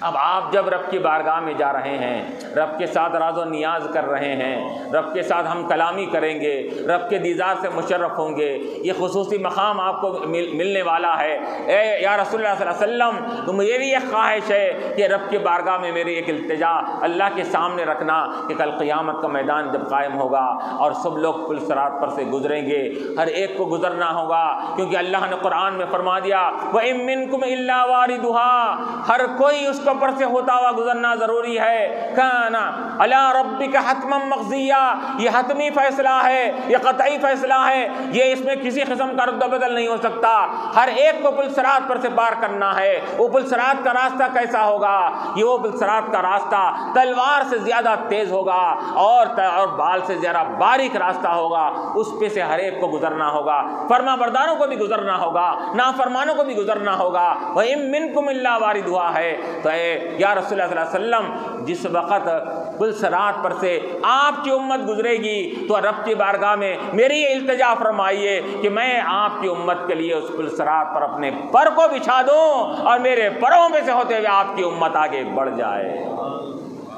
آپ نے یہ خواہش کا اظہار فرمایا، حضور نے اس کو قبول فرمایا اور دعائیں دیتے ہوئے ان کو حضور آگے تشریف لے گئے۔ اب آگے جا رہے ہیں، اب یہاں پر تو کوئی یہاں پر نہ رقیب ہے، نہ کوئی وہاں پر ساتھی ہے، نہ کوئی کلیگ ہے، کوئی بھی نہیں ہے یہاں پر۔ اب آگے چلے جا رہے ہیں، اب تک تو حضرت جبرائیل کا ساتھ تھا، راستے میں آتے وقت تو لکھوں کا فوج تھی فرشتوں کی، وہ کیسے جلوس کی شکل میں کیسا سما تھا وہ تو اس کے لیے ایک بڑے ایک آدھے گھنٹے کا لگ جاتا ہے، اس کے لیے بات اگر بیان کر دی جائے اس کے اندر، یہ سب ہوتا ہوا یہ تمام فرشتوں کی جھرمڑ سے ہوتے ہوئے اب ایک مقام ایسا آ گیا کہ سب وہاں پر الگ ہو گئے، صرف اللہ کے نبی علیہ السلام اب آگے بڑھ رہے ہیں، اب آگے جا رہے ہیں۔ کیا مقام ہے؟ وہ مقام اور مکان ایسا ہے کہ وہ مکان ہی نہیں لامکان ہے، جس کو مکان ہی نہیں بول سکتے، مقام ہی نہیں کہا جا سکتا،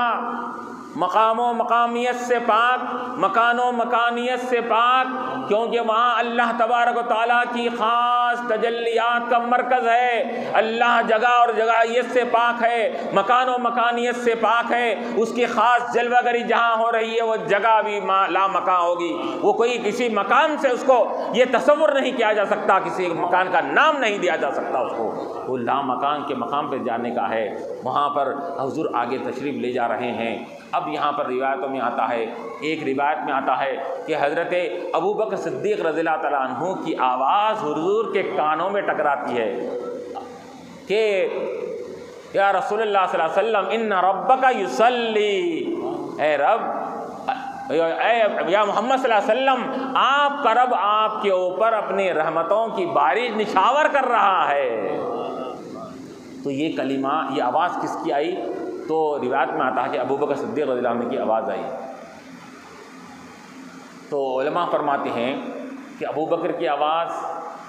ہی کیوں آئی، کسی اور صحابی کی بھی آ سکتی تھی۔ تو بتا رہے ہیں کہ حضور پاک علیہ السلام کے یار غار بھی ہیں، یار مزار بھی ہیں، آپ کے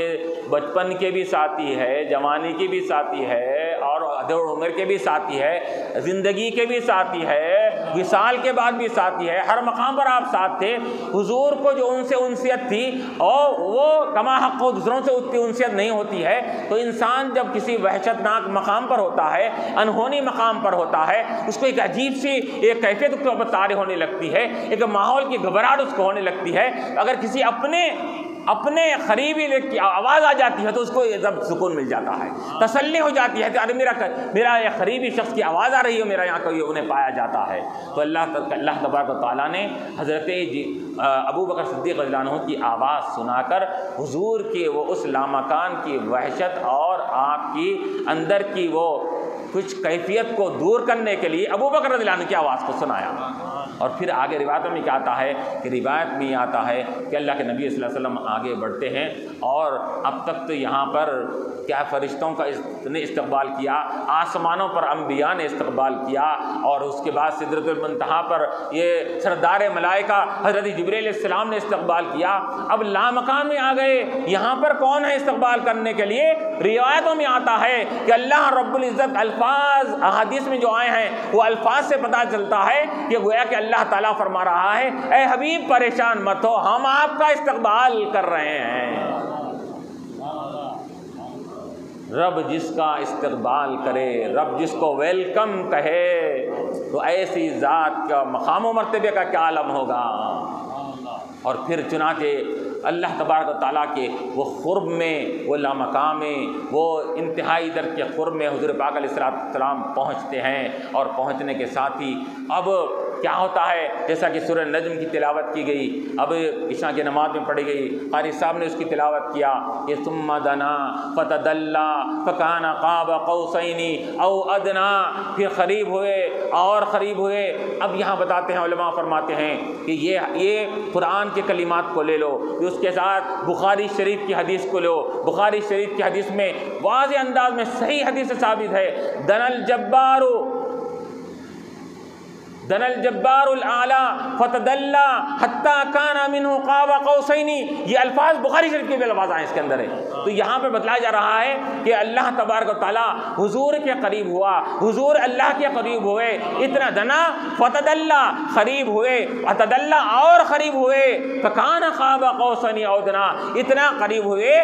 قریب ہوئے کہ دو کمانوں کا فاصلہ تھا یا اس سے بھی کم کا فاصلہ تھا، اتنا قریب ہو گئے۔ تو اب یہاں پر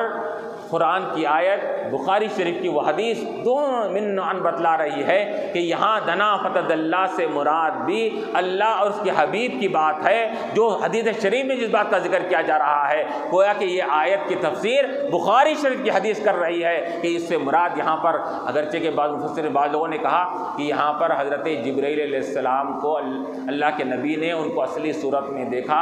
اور جبرائیل علیہ السلام سے قریب ہوئے اور قریب ہوئے، تو یہ اس سے مراد یہاں پر جبرائیل علیہ السلام کی قربت کا ذکر ہے۔ تو مفسرین فرماتے ہیں، شارحین فرماتے ہیں کہ اللہ تبارک و تعالیٰ نے یہ قرب کے منازل طے کرنے کے لیے تقریباً 8-10 آیتیں رکھا اس کے اندر۔ اب اگر جبرائیل سے قرب کا ثابت کرنا تھا،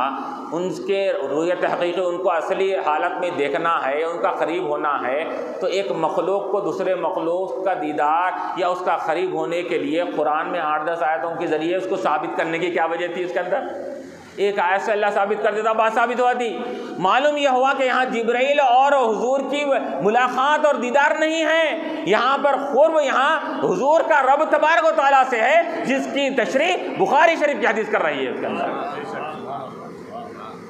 تو یہاں اللہ تعالیٰ کے قریب ہوئے، اتنا قریب ہوئے، دو کمانوں کا فاصلہ تھا یا اس سے بھی کم کا فاصلہ تھا۔ اب یہاں پر سمجھانے کے لیے بولا جا رہا ہے اب کہ وہ اس کی حد کو، اس کے فاصلے کو، اس کی مسافت کو اللہ تبارک و تعالیٰ بہتر جانتا ہے، اس کا حبیب علیہ الصلوۃ والسلام قریب کرنے والا جانتا ہے، قریب ہونے والا جانتا ہے۔ یہ ہم اس کی مسافت کو طے نہیں کر سکتے اور اس کا حد بندی کو مقرر نہیں کر سکتے، بس یہ کہیں گے کہ انتہائی قرب کے مقام پر اللہ تبارک و تعالیٰ نے اپنے حبیب پاک علیہ الصلوۃ والسلام کو رکھ کر اپنے دیدار سے مشرف فرما کر اور اس سے ہم کلامی کا شرف عطا فرمایا۔ چنانچہ اللہ کے نبی علیہ الصلوۃ والسلام جیسا ہی وہاں پر پہنچتے ہیں، آپ کیا کہتے ہیں؟ التحیات للہ والصلوات والطیبات۔ آپ یہ فرماتے ہیں اے بار الہ میں تیری بارگاہ میں آیا ہوں، تیری بارگاہ میں قدم رکھا ہوں، تو کوئی جب کسی کے پاس جاتا ہے تو میں کسی کے پاس جاتا کچھ نہ کچھ تحفہ لے جاتا ہے، اپنی بساط کے مطابق اپنی گنجائش کے مطابق تحفے تحائف لے جاتا ہے۔ تیری بارگاہ میں، تیری شان والی بارگاہ، تو سب کو عطا کرنے والا، تو سب کو دینے والا، تجھ کو کیا دیا جا سکتا ہے؟ ہم بندے ہیں، صرف بندگی کا اظہار ہی کر سکتے ہیں، بندگی اور عبادت ہی دے سکتے ہیں۔ التحیات اے بار الہ میرے زبان سے نکلنے والی سو عبادتیں تیرے بارگاہ میں نیاز مند ہے۔ اے التحیات للہ والصلوات میرے جسم سے نکلنے والی عبادات، میرا رکوع، میرا سجود، میرا خومہ، میرا قاعدہ، میرے تمام افعال جو میں اپنے ارکان، میرے جسم کے ارکان سے میں ادا کر رہا ہوں، اپنے پارٹ آف باڈی سے ادا کر رہا ہوں، یہ سب میرے ارکان عبادت کی جو تمام چیزیں ہیں، میری جسمانی عبادت بھی تیرے بارگاہ میں نظر کر رہا ہوں، قولی عبادت بھی پیش کر رہا ہوں، جسمانی عبادت بھی پیش کر رہا ہوں، والطیبات اور مالی عبادت بھی جو میں نے تیرے راہ میں کیا ہے، بس وہی عبادتوں کا نظرانہ لے کے تیری بارگاہ میں آیا ہوں۔ تو یہ التحیات کا نذرانہ حضور نے رب کی بارگاہ میں پیش فرمایا، تو اللہ تبارک و تعالیٰ نے پلٹا کر کیا جواب دیا؟ السلام علیکہ ایھا النبی، اے نبی آپ پر سلامتی ہو، آپ سلامت رہیں، آپ کی سلامتی سے کائنات کی سلامتی ہے، آپ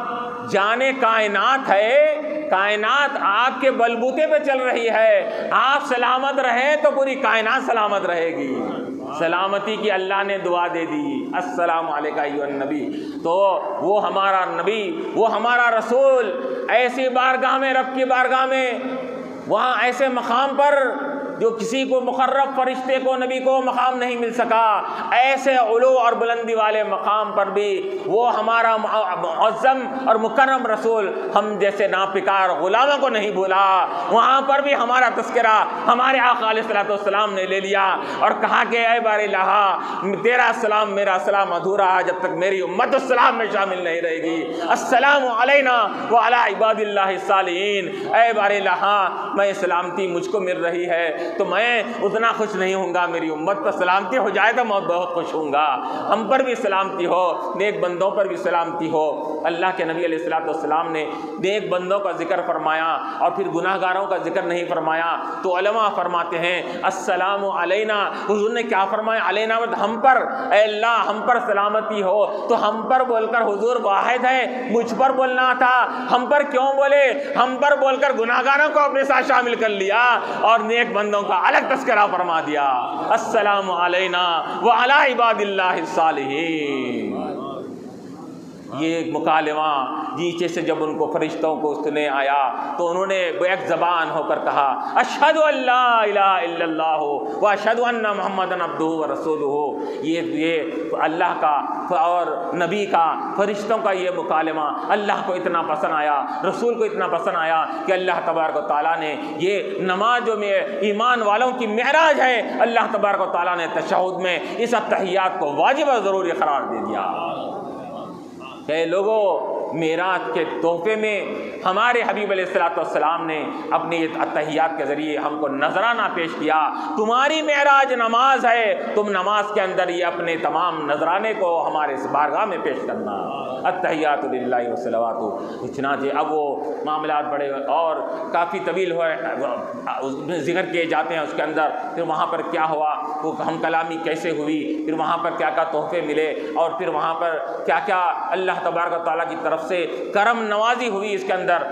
مختلف تمام چیزوں کے ساتھ ایک بہترین سب سے انمول ہم کو جو تحفہ ملا ہے وہ نماز کا تحفہ ملا۔ اللہ تبارک و تعالیٰ نے فرمایا کہ اے حبیب علیہ الصلوۃ والسلام آپ کی امت کو ہماری طرف سے 50 نمازوں کا تحفہ لے جانا، 50 نمازوں کا تحفہ۔ حضور پاک علیہ الصلوۃ والسلام، علماء فرماتے ہیں کہ حضور علیہ الصلوۃ والسلام وہاں پر انسان جب خوشی کے عالم میں رہتا ہے تو اس کو جو کوئی بھی ذمہ داری دی جائے اس خوشی کے عالم میں قبول کر لیتا ہے، وہ تو دنیاوی معاملات کی خوشی ہے، جو رب کی بارگاہ میں پہنچ کر رب کے سامنے ہو اس کی خوشی کا کون اندازہ لگا سکتے ہیں؟ تو حضور نے وہ 50 نمازوں کو بھی یہ سمجھا کہ ادا ہو جا سکتے ہیں، یہ خوشی کا مقام ہے، میں کیسا اس کو رد کروں، قبول کر لیے، قبول کر کے لے کے آ رہے ہیں اس کے اندر۔ جب آپ کب چھٹے آسمان پر پہنچتے ہیں، موسیٰ علیہ السلام وہاں موجود ہے، موسیٰ علیہ السلام پوچھتے ہیں کہ یا محمد صلی اللہ علیہ وسلم بتائیے کہ کیا معاملہ ہوا؟ تو حضور پاک علیہ السلام نے فرمایا کہ میں صدق کا دیدار بھی کیا، اللہ نے ہم اقسام کی نعمتوں سے مالا مال کیا، میری امت کے لیے 50 نمازوں کا تحفہ دیا ہے۔ تو اب دیکھیے موسیٰ علیہ السلام نے کہا کہ آپ محمد صلی اللہ علیہ وسلم جائیے آپ اپنے رب کی بارگاہ میں اور عرض و معروضہ کیجئے کہ آپ کی امت 50 نماز ادا نہیں کر سکتی، میں اپنی امت کو عبادتوں کے ذریعے آزما چکا ہوں، آپ کی امت ادا نہیں کر سکے گی۔ تو اللہ کے نبی علیہ السلام واپس جاتے ہیں، پھر واپس جب جاتے ہیں تو اب چھٹے آسمان پر، اب دیکھیے یہاں پر چھٹے آسمان پہ 7ویں پہ جانا ہے اس کے اندر، تو پہلی مرتبہ جبرائیل علیہ السلام لے جا رہے ہیں، تو یہ نہ سمجھنا کہ جبرائیل علیہ السلام راستہ بتا رہے تھے، راستہ جس کو لامکان میں راستہ بتانے والا کوئی نہیں ہے، مکان کا راستہ جو طے کر سکتا ہے، مکان کا راستہ وہ کیسا طے نہیں کر سکتا ہے؟ لامکان کا راستہ تنہائی میں ادا کرنے والی ذات، مکان، کیونکہ یہ سب آسمانی مکان ہے، پہلے آسمان دوسرا آسمان سدرۃ المنتہا سب مکان ہے، تو یہ لوگ یوں گائیڈ بن کے لے جا رہے تھے، بعض لوگ کہتے ہیں گائیڈ،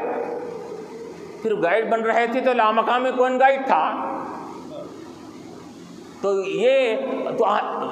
چھٹے آسمان پر سے آپ دوبارہ تشریف لے جا رہے ہیں، اب وہاں کوئی گائیڈ ہے نہ جبرائیل ہے، خود ہی بات کا حضور صلی اللہ علیہ وسلم 7ویں پہ گئے، سدرۃ المنتہا گئے، پھر اس کے بعد سے لامکان گئے، پھر ایک مرتبہ گئے 5 نمازیں کم ہوئی، پھر آئے، پھر موسیٰ علیہ السلام نے کہا کہ نہیں یہ بھی نہیں پڑیں گی، ہوتے 8-9 مرتبہ نمازیں 5 کم ہوتی گئی، 45 نمازیں معاف ہو کر 5 نمازیں باقی رہ گئی۔ حضور پاک علیہ السلام واپس تشریف لے آئے اور آ کر پھر وہ موسیٰ علیہ السلام نے کہا کہ کیا ہوا؟ تو حضور نے فرمایا کہ 5 نمازیں اللہ نے 45 معاف کر دیا ہے، 5 نمازیں رکھا ہے۔ موسیٰ علیہ السلام نے کہا کہ نہیں آپ کی امت یہ بھی ادا نہیں کر سکتی۔ یہ دیکھیے موسیٰ علیہ السلام یہ فرما رہے ہیں کہ آپ کی امت 5 نمازیں بھی ادا نہیں کر سکتی، اس میں بھی غفلت کرے گی، تو لیکن اللہ کے نبی علیہ السلام نے فرمایا کہ اے موسیٰ اتنی مرتبہ گیا، 45 نمازیں معاف کرایا، اب میری غیرت گوارا نہیں کر رہی ہے کہ پھر اور جاؤں اور جا کر اور نمازیں معاف کروں، میری غیرت گوارا نہیں کر رہی ہے، کتنی مرتبہ جاؤں میں اب اس کو باقی رکھتا ہوں۔ گویا کہ اللہ کے نبی علیہ السلام کو یہ حسن ظن تھا کہ کم سے کم 45 نماز تو میں معاف کر چکا ہوں امت کے لیے، 5 نمازیں تو ہے 24 گھنٹے کے اندر، میری امت یہ 5 نمازیں تو ادا کر لے گی کم سے کم۔ حضور نے حسن ظن رکھ کر 5 کو قبول کیا، اور آج مسلمان جو نماز ادا نہیں کر رہے ہیں حضور کے حسن ظن کو ٹھیس پہنچا رہے ہیں۔ حضور کا حسن ظن یہ تھا میری امت 5 تو پڑھے گی کم سے کم، 24 گھنٹے میں سے 1 گھنٹہ بھی نہیں لگتا 5 نمازوں کے لیے، 1 گھنٹہ بھی نہیں لگتا، 10 منٹ لگائیے تو ختم ہوگا، 15 منٹ لگائیے 5 نمازوں کا، تو 1 گھنٹے کے اندر نمازیں ہو جاتی اس کے اندر۔ تو اللہ کے نبی علیہ السلام نے فرمایا کہ مجھے غیرت گوارا نہیں کرتی، وہ 5 نمازیں لے کر آئے، اور آپ 5 پڑھ رہے ہیں، نبی نے 45 معاف کروایا، 5 نمازیں آپ پر باقی رہ گئی، لیکن وہ رب تبارک و تعالیٰ اس کی کرم نوازی تو دیکھیے، اس کی یہ انعام اور کرم نوازی کا یہ عالم ہے، وہ اللہ تعالیٰ فرما رہا ہے ما یبدل القول لدی، میرے پاس کوئی کلمہ جب میں کہہ دیتا ہوں بدلتا نہیں ہے، میں نے 50 کہا تھا، تعداد میں 45 کر دیا، ثواب میں کمی نہیں آئے گی، تمہارا آپ کا امت کی 5 نمازیں ادا کرے گا تو ہم 50 نمازوں کا ثواب عطا فرمائیں گے۔ اللہ تعالیٰ نے یہ خوشخبری سنائی، 5 نمازیں بھی پڑھ لے 5 نمازوں کا ثواب 50 نمازوں کا ثواب ملتا ہے۔ تو اب یہاں پر ایک بات کو ذکر کرتے ہوئے اپنی بات کو یہاں سمیٹ دیتا ہوں کہ اب غور کیجئے کہ لوگ کہتے ہیں کہ دنیا سے پردہ کرنے والا کسی کے کام نہیں آتا، دنیا سے رخصت ہونے والا وہ کسی کی حاجت روائی نہیں کر سکتا، کسی کی مدد نہیں کر سکتا۔ موسیٰ علیہ السلام یہ آپ وصال فرما چکے ہیں، آپ دنیا سے ظاہری حیات زندگی گزار کر آپ برزخی زندگی میں جا چکے ہیں، ظاہری آپ کا وصال ہو چکا ہے، اور لوگ کہتے ہیں وصال کے بعد، انتقال کے بعد کوئی کسی کی مدد نہیں کرتا، نہ کوئی پیر کرتا، نہ نبی کرتا، نہ ولی کرتا۔ تو اب بتائیے یہاں پر موسیٰ علیہ السلام وصال فرمانے کے بعد بھی کیا حاجت روائی بھی، کیسی حاجت روائی؟ یہ معاملہ فرض کا معاملہ تھا، عبادت کا معاملہ تھا، عبادت کا معاملہ آ گیا تو وہی برزخی زندگی والا نبی نے یہ وسیلہ بن کر ہمارے لیے ایسی حاجت روائی کیا، 50 نمازوں کو 45 کرنے کا ذریعہ بن گیا۔ تو جو ظاہری وصال کر چکے ہیں وہ عبادت معاف کرا سکتے ہیں، تو دوسرے معاملات کیا طے نہیں کرا سکتے؟ کیوں علماء نے فرمایا کہ جو بھی ذات دنیا میں جتنے مقام و مرتبے کی رہتی ہے، مرنے کے بعد اللہ تعالیٰ اس کے مقام اور شان میں اور اضافہ کر دیتا ہے۔ جتنی قوت کے ساتھ زندگی میں لوگوں کی مدد کرتی ہے کوئی شخصیت، تو مرنے کے بعد اللہ اس کی اور قوت کو بڑھا دیتا ہے، اور کثرت سے خلق کثیر کو، مخلوق کثیر کو اللہ تعالیٰ اسے فائدہ پہنچاتا ہے۔ تو اب یہاں پر ہمارے لیے زندہ مثال ہے، کوئی کام نہیں آ سکتا۔ جب کام نہیں آ سکتا تو پھر آپ جو ذات دنیا سے پردہ فرما کر عبادت کو کم کرانے کا وسیلہ بنی تھی، ایک تو وسیلے کا بھی انکار کرنے والوں کے لیے 50 نمازیں پڑھنا چاہیے، اور دوسری یہ کہ مرنے کے بعد کوئی کسی کے کام نہیں آتا۔ جب کام نہیں آتا تو موسیٰ علیہ السلام بھی دنیا سے پردہ کر چکے تھے، تو ان کی بات کا اعتبار نہیں ہے۔ اب آپ دن تمام میں 50 نمازیں ادا کریے اس کے، اگر ماننا نہیں ہے تو 50 نماز ادا کریے اس کے اندر۔ جب تک کہ وسیلہ نہیں مانیں گے، ان کے احسان کو نہیں مانیں گے، کون احسان کر رہے ہیں؟ دنیا سے پردہ کرنے والے احسان کر رہے ہیں امت کے اوپر۔ تو غرض یہ کہ اللہ کے نبی علیہ السلام وہ تحفہ نماز کو لے کر آپ روئے زمین کی طرف تشریف لاتے ہیں، اور امت کے پاس لا کر یہ خوشخبری بھی سناتے ہیں۔ اور پھر معاملہ یہ ہوتا ہے کہ اللہ اب آنے کے بعد مختلف قسم کے اور چیزیں رونما ہونے لگتی ہے اس کے اندر۔ سب سے پہلے اس واقعے کی تصدیق کرنے والی ذات اگر تھی تو ابو بکر صدیق رضی اللہ عنہ کی ذات تھی۔ حضور پاک علیہ السلام نے، روایتوں میں آتا ہے کہ ام ہانی کے گھر کو پہلے وہاں سے سفر طے ہوا تھا، وہیں پر تشریف لائے۔ ام ہانی کو سب سے پہلے آپ نے بیان کیا، اللہ تعالیٰ نے مجھے یہاں لے گیا، وہاں لے گیا، عرش پہ، لا مقام پہ، فلاں پہ۔ تو ام ہانی جو آپ کی چچیری بہن ہے، ام ہانی بنت ابو طالب، علی ابن طالب کی بیٹی، علی ابن طالب کی بہن، حضور کی چچیری بہن۔ تو ام ہانی نے کہا کہ یا رسول اللہ صلی اللہ علیہ وسلم، آپ یہ واقعات کو کافروں کے سامنے مت بیان کیجیے، مذاق اڑائیں گے، ہنسی اڑائیں گے، آپ ان کے سامنے مت بیان کیجیے۔ آپ نے فرمایا کہ یہ واقعہ تو مجھے بیان کرنا ہے، کہ میں کوئی مذاق کا خیر بات نہیں کر رہا ہوں، حقائق ہے وہ تو سامنے رکھنا پڑے گا۔ اب یہاں پر ہی جانچنا ہے، پرکھنا ہے، کون تصدیق کر کے صدیق بنتا ہے، کون تکذیب کر کے کذاب بنتا ہے، اس کے لیے یہاں پر جانچنا اور پرکھنا ہے۔ حضور پاک علیہ السلام نے ابو جہل سے کہا، عتبہ سے کہا، شیبہ سے کہا، سب نے کہا، مذاق اڑانے لگے اور تمسخر کرنے لگے۔ اور پھر یہاں تک کہ ابو جہل کو جب یہ بات معلوم ہوئی تو انہوں نے کہا کہ ابو بکر صدیق کے پاس جا کر انہوں ہر بات میں ہر چیز کی تصدیق کرتے ہیں نبی کی، اب آج تو موقع آ گیا، اس بارے میں کم سے کم تصدیق نہیں کریں گے۔ تو ابو بکر صدیق رضی اللہ عنہ کے پاس ابو جہل جاتا ہے اور کہتا ہے کہ ابو بکر معلوم ہے تمہارے صاحب کیا کہہ رہے ہیں؟ تو ابو بکر صدیق رضی اللہ عنہ نے فرمایا کیا کہہ رہے ہیں؟ ارے وہ تمہارے صاحب کہہ رہے ہیں کہ راتوں رات یہ مہینوں کا سفر مسجد حرام سے مسجد اقصیٰ کو گئے، مسجد اقصیٰ کو جا کر وہاں پر امامت فرمائی، فلاں کی، یہ چیزیں دیکھیں، مشاہدہ کریں، پھر آسمانی دنیا میں بھی گئے، وہاں سے آ گئے، رات کی ایک چند منٹوں میں، چند لحظوں میں انہوں نے یہ سفر طے کر لیا، اس کا دعویٰ کر رہے ہیں ابو بکر۔ تو وہ سمجھا کہ حضرت ہو سکتا ہے کہ ابو بکر رضی اللہ عنہ کچھ پس و پیش ہوں گے، وہ بات کو نہیں مانیں گے۔ ہر بات کو مانتے ہیں تو یہ بات تو ماننے والی بات نہیں ہے، کیونکہ انسان کی عقل میں نہیں آ سکتی، کیونکہ منٹوں میں، لحظوں میں مسجد حرام سے مسجد اقصیٰ نہیں جا سکتے، وہ تو آسمانی دنیا کا تو چھوڑی دو، مسجد حرام سے مسجد اقصیٰ تک بھی نہیں جا سکتے منٹوں میں، وہ کئی دن کا سفر تھا۔ وہ کئی دن جانے کے بعد مسجد حرام سے نے کعبۃ اللہ سے طے کرتے ہوئے فلسطین کو سرزمین پر جانا پڑتا تھا۔ تو اس نے کہا کہ یہی نہیں مان سکتے تو اوپر کیا مانیں گے؟ تو ابو بکر رضی اللہ عنہ نے کیا فرمایا کہ